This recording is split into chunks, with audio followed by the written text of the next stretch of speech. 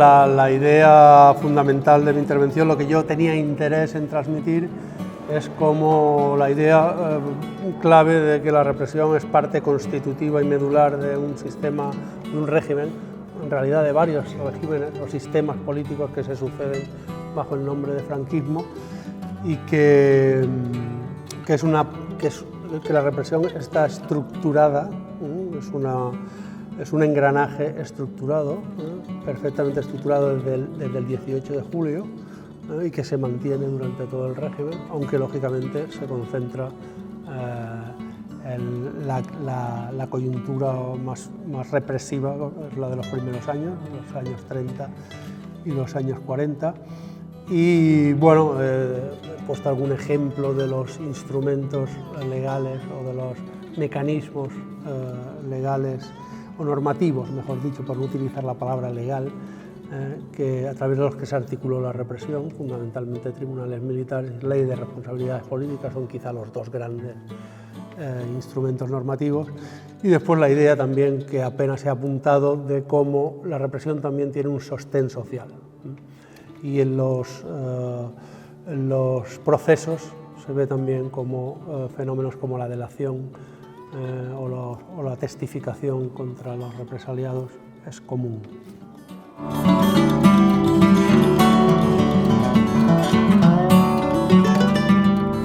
Creo que esa represión pervive en el miedo de las víctimas, y eso es apreciable.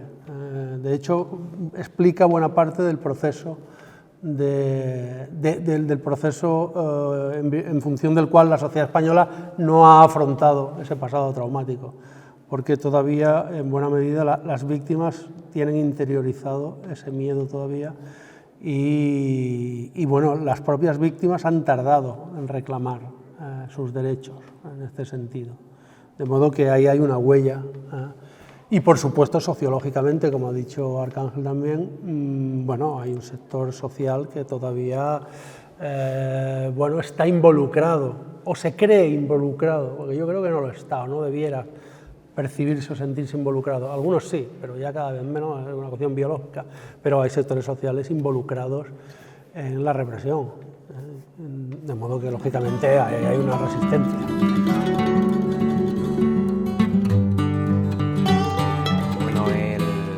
El hecho de que haya lugares, que haya pueblos donde la gente está más dispuesta a emitir su testimonio, pues es difícil de explicar. Pero hay que tener en cuenta que Montilla es una localidad donde existe una tradición política muy antigua desde el siglo XIX. Ahora, como me comentaba el alcalde, que tradición política me refiero republicana, por ejemplo. Me comentaba el alcalde, dice, hemos sacado un libro del centenario del primer alcalde socialista de Montilla. El primer alcalde que hubo en la provincia de Córdoba socialista lo tuvo Montilla. Y Montilla fue una localidad donde el Partido Socialista tuvo una preeminencia terrible. Era uno de los grandes focos en el sur, junto a Puente Genil, y una localidad además donde en todas las elecciones durante la República la derecha sacó siempre la mitad de votos que la izquierda. Es decir, que quizás esa cultura política, quizás más progresista, pues se ha ido mamando, aunque sea en la oscuridad o en la intimidad de las casas, y la gente pues no tenía tanto miedo luego a la hora de exteriorizar lo que pensaba. Es lo que he dicho también de las grandes redadas de los años 60, que yo las cuento además en mi libro como una especie de apéndice o de anexo, que son muy llamativas. Y bueno, aquí después ha sido un pueblo con una agitación política tremenda. Es uno de los pueblos donde había manifestación, por ejemplo, el 1 de mayo con la democracia. Eso en Lucena no existía, siendo un pueblo mucho más grande y mucho más industrializado. Entonces han sido pueblos siempre había asambleas de mujeres feministas, es decir, ha sido un pueblo siempre con una cultura política que yo creo que ha sido superior a la de otras localidades cercanas.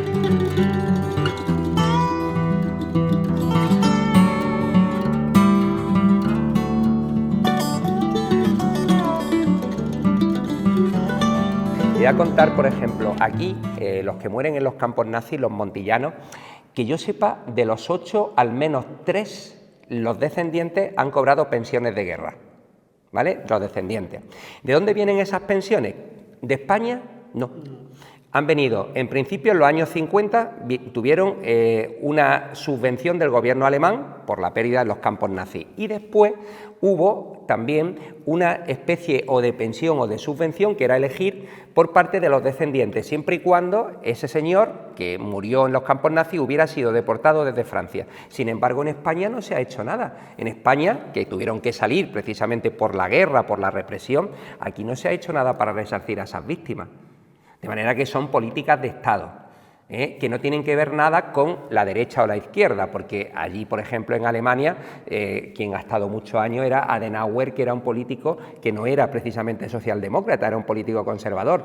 Y además yo creo que también las políticas de pensiones de guerra a los españoles que murieron en los campos nazis las llevó a cabo Sarkozy, que es el jefe, el líder de la derecha política. Es decir, que eso está fuera, en cierto modo, del debate político. Está claro quiénes eran los que estaban en contra de la democracia y quiénes estaban en el bando antifascista. Eso allí está claro y eso aquí está diluido. La transición fue fundamentalmente, desde el punto de vista institucional, un periodo de olvido institucional. Eso no quiere decir que en los pueblos se hicieran cosas, pero institucionalmente, como grandes políticas de Estado, no se llevaron a cabo políticas de memoria, como grandes políticas de Estado, Estamos hablando en un pueblo, aquí quitaron los nombres, en el otro también, o en Innájar sacaron, en el 79 ya sacaron una primera fosa común, sin permisos y los llevaron al cementerio y están enterados como Dios manda, todos con sus fotos y su...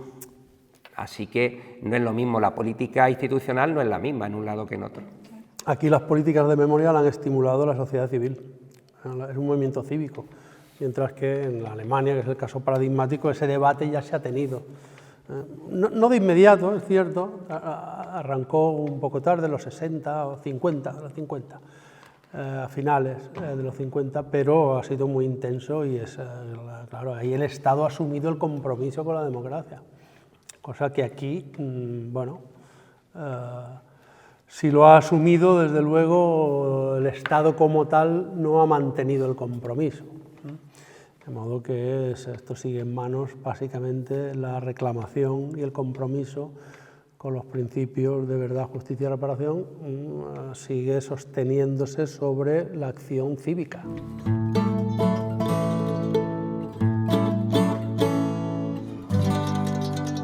Lo político es lo social. Es decir, lo que pasa es que tenemos el concepto de lo político se está cargando de negatividad, ¿no? Pero no es posible, somos seres políticos y vivimos en sociedades necesariamente politizadas y eso debe ser así. Es decir, no hay otro ámbito, no podemos sacar esto de lo político, no tiene sentido. Debemos inmiscuirlo en lo político, lo que pasa es que debemos hacerlo desde otra cultura política, eso sí, de otras perspectivas, desde otras posiciones, ¿no? desde otros parámetros. Pero obviamente la solución, la educativa también, claro. El que elabora los planes de estudio, vosotros sabéis mejor que yo, el que elabora los programas y las directrices y tal, los contenidos, es las administraciones públicas, ¿no? Exactamente.